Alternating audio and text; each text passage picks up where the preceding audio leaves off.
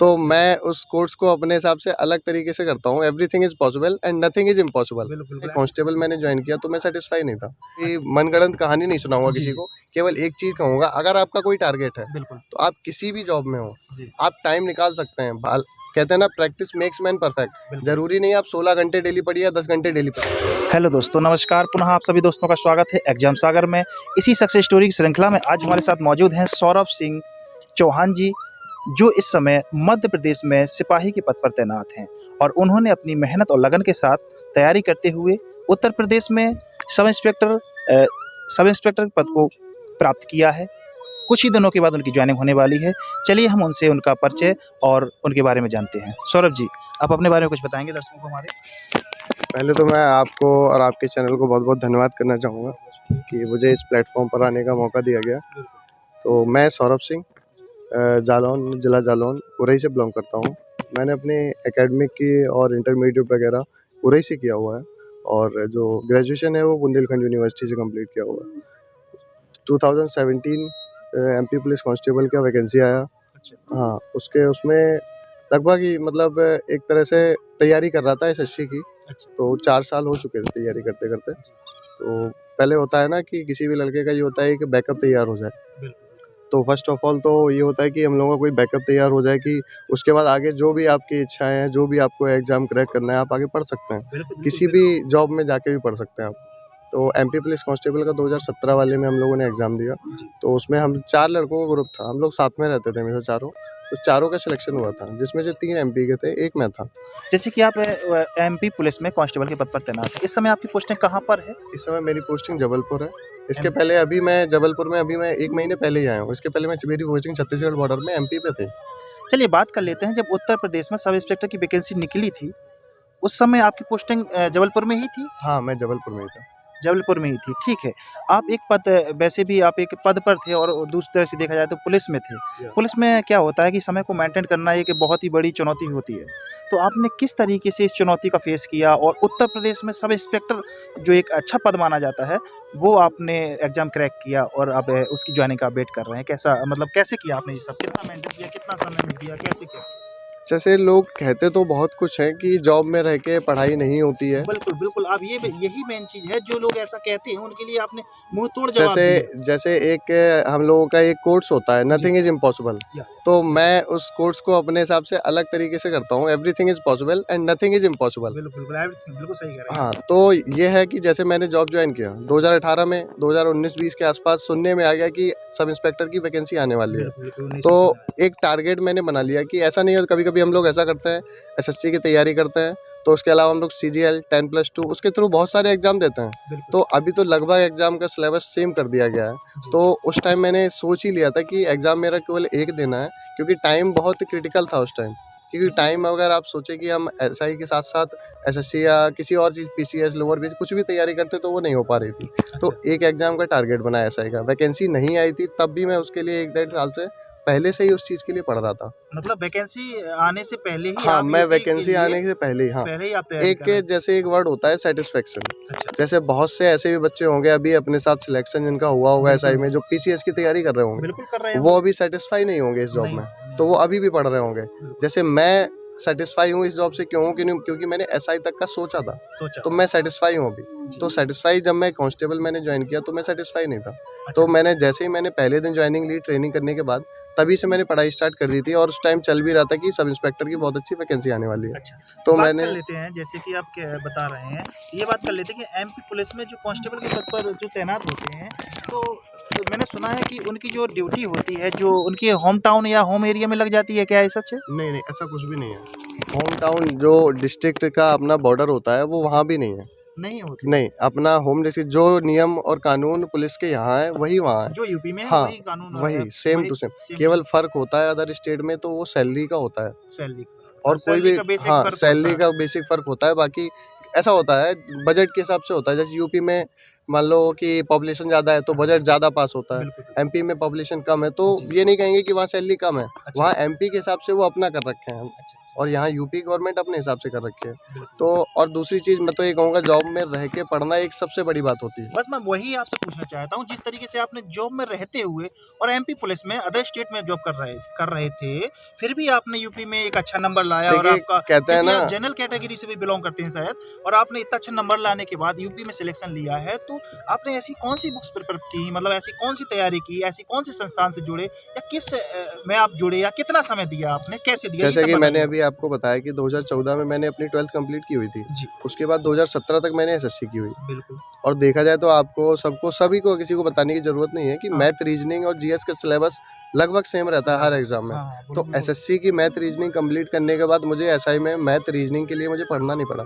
अच्छा। स्पेशली मुझे ध्यान देना था तो वो तो पॉलिटी पे देना था। जी। तो पॉलिटी मैंने अच्छे लेवल की पढ़ी थी। पॉलिटी को पीसीएस किस मतलब टीचर के थ्रू आपने पढ़ा? पॉलिटी मैंने किसी भी एक सिंगल टीचर को प्रोफार्मा नहीं बनाया है। अच्छा। मैंने कई सारे टीचर्स का लिया है जो बिल्कुल। सिविल सर्विसेज से लेके वन डे एग्जाम तक के थे, क्योंकि बिल्कुल। पॉलिटी का लेवल जो यूपीएसआई का है वो देखा जाए तो पीसीएस लेवल का ही रहता है। बिल्कुल। जैसे कि अभी मैंने इससे पहले इंटरव्यू में मैंने बात की थी, आकाश राजपूत जी लोधीपुरा से थे, वो मिले थे, वो भी यूपी कांस्टेबल पद पर तैनात थे, और उन्होंने भी अपनी मेहनत लगन के साथ उत्तर प्रदेश सब इंस्पेक्टर में अपना चयन सुनिश्चित किया था।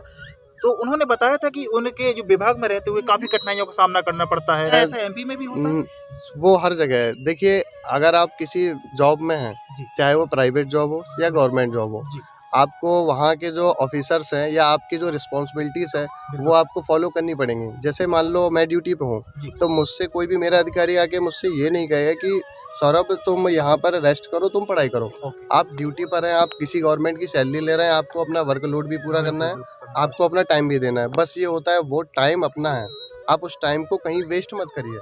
आप एकाग्रता रखिए कि मुझे कुछ भी नहीं आप करना ये है। बताइए, आप उनको क्या कहना चाहते हैं जो किसी न किसी, देखिए आप एक पुलिस विभाग में होते हुए भी आपने एक अच्छे पद को मतलब चयनित किया है, अच्छे पद को प्राप्त किया है, सब इंस्पेक्टर उत्तर प्रदेश में अपना मायने रखता है, तो उनके लिए आप क्या कहना चाहेंगे जो विभिन्न एग्जामों में, खासतौर से जो प्राइवेट जॉब कर रहे हैं, तो वो मैं किस तरीके से तैयारी कर रहे हैं ताकि वो भी एक अच्छे पद पर जाएं और अपने भविष्य के साथ साथ मैं अपने परिवार का उनको भविष्य सुधारें? केवल एक ही चीज़ बताऊँगा। जी। और देखिए, ऐसा होता है कि मैं कोई अपनी कोई मनगढ़ंत कहानी नहीं सुनाऊँगा जी। किसी को। केवल एक चीज़ कहूँगा, अगर आपका कोई टारगेट है, बिल्कुल। तो आप किसी भी जॉब में हो, जी। आप टाइम निकाल सकते हैं। भाल कहते हैं ना, प्रैक्टिस मेक्स मैन परफेक्ट। बिल्कुल। ज़रूरी नहीं आप 16 घंटे डेली पढ़िए या 10 घंटे डेली पढ़िए। तो आपने आप लगभग कितने घंटे दिए होंगे वैसे देखा जाए तो? मैं ये नहीं कहूँगा कि मैंने 10 घंटे पढ़ाई की या 12 घंटे पढ़ाई की। अच्छा। 5 से 6 घंटे अगर मैं पढ़ता हूँ तो वो मैं डेली पढ़ता हूँ।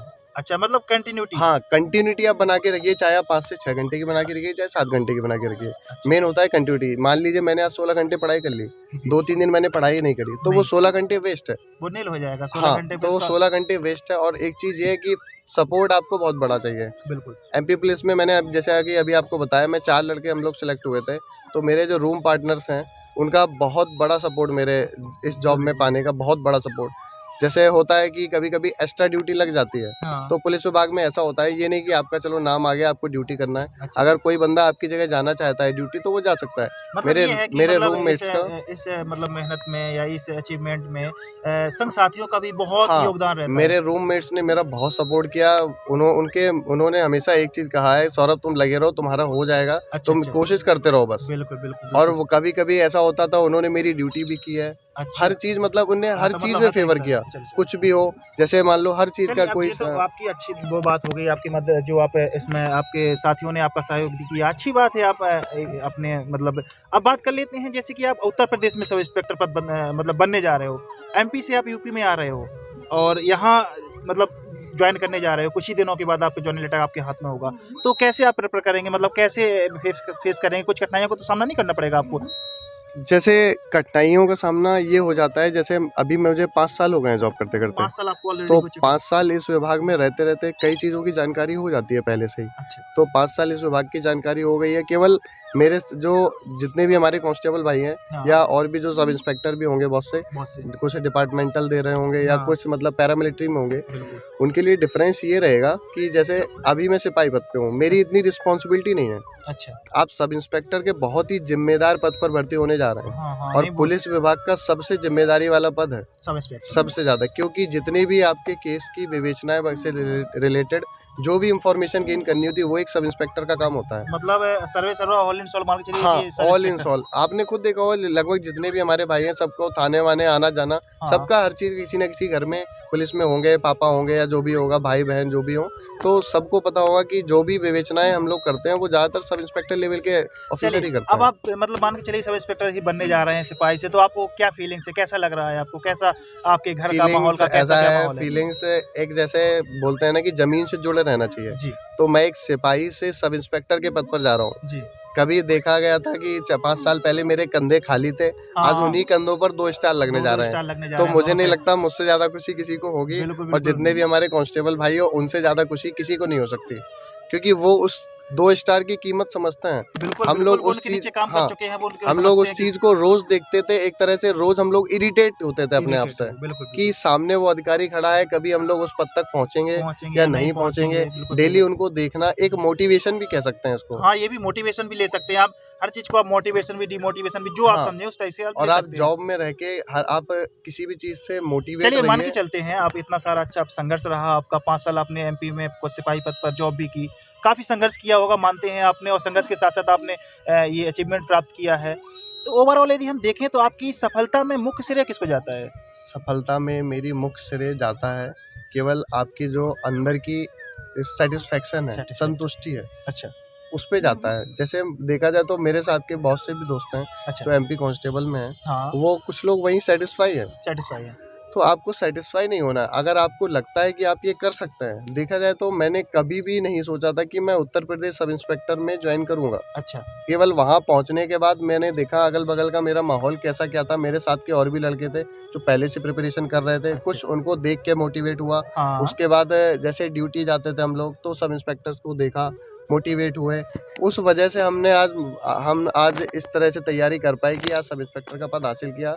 लेकिन अगर देखा जाए तो लोग कहते हैं कि मेरा बचपन से ही पुलिस में जाने का सपना था। हाँ। मेरा कभी भी ऐसा सपना नहीं रहा कि मैं सब इंस्पेक्टर के पद के लिए कभी नियुक्त हो पाऊँगा। अच्छा, केवल अच्छा। एमपी पुलिस कांस्टेबल सिपाही के पद पर तैनात होने के बाद ही मुझे फ़ील हुआ कि मैं सब इंस्पेक्टर कर सकता हूँ। चलिए आपने आपसे बात करके सौरभ जी हमको बहुत ही अच्छा लगा। आपको कांग्रेचुलेसन वेरी सौरभ सिंह चौहान जी, जिन्होंने अभी आप हमारे साथ बातचीत की और अपने एक्सपीरियंस को साझा किया, जो एमपी में सिपाही थे और उन्होंने अपनी कठिनाइयों को और बुराइयों को, अच्छाइयों को, सारी चीज़ों को आपके सामने साझा किया है। दोस्तों, यदि आपको हमारा इंटरव्यू अच्छा लगता है तो हमारे चैनल को सब्सक्राइब करें, लाइक करें। थैंक यू सो मच हमारे से जुड़ने के लिए, आपका बहुत शुक्रिया। मिलते हैं अगले ही ऐसी ही सक्सेस स्टोरी के साथ। Thank you so much again.